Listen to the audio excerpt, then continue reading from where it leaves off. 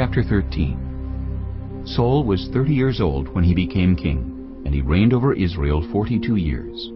Saul chose 3,000 men from Israel. 2,000 were with him at Michmash and in the hill country of Bethel, and 1,000 were with Jonathan at Gibeah in Benjamin. The rest of the men he sent back to their homes.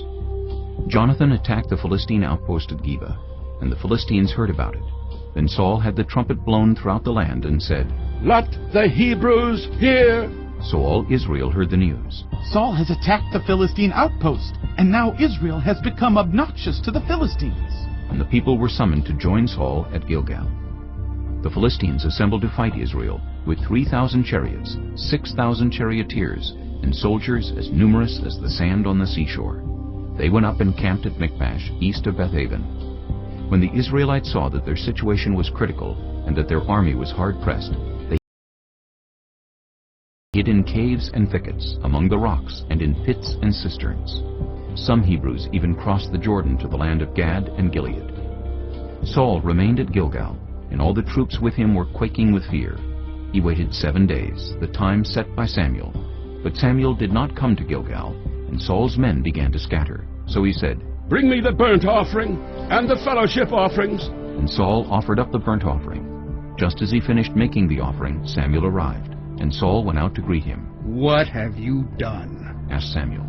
Saul replied, "When I saw that the men were scattering, and that you did not come at the set time, and that the Philistines were assembling at Michmash, I thought, now the Philistines will come down against me at Gilgal, and I have not sought the Lord's favor, so I felt compelled to offer the burnt offering." "You have done a foolish thing," Samuel said. "You have not kept the command the Lord your God gave you.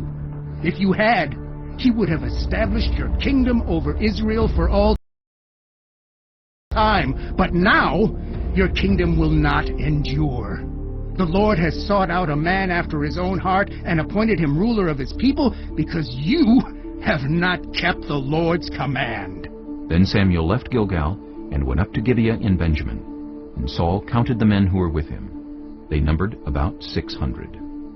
Saul and his son Jonathan and the men with them were staying in Gibeah in Benjamin, while the Philistines camped at Michmash. Raiding parties went out from the Philistine camp in 3 detachments. One turned toward Ophrah in the vicinity of Shual, another toward Beth-horon, and the third toward the borderland overlooking the valley of Zeboim, facing the wilderness.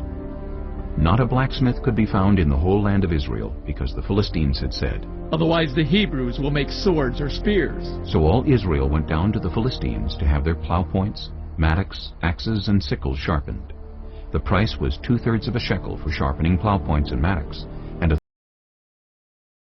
1/3 of a shekel for sharpening forks and axes, and for repointing goads. So on the day of the battle, not a soldier with Saul and Jonathan had a sword or spear in his hand. Only Saul and his son Jonathan had them. Now a detachment of Philistines had gone out to the pass at Michmash.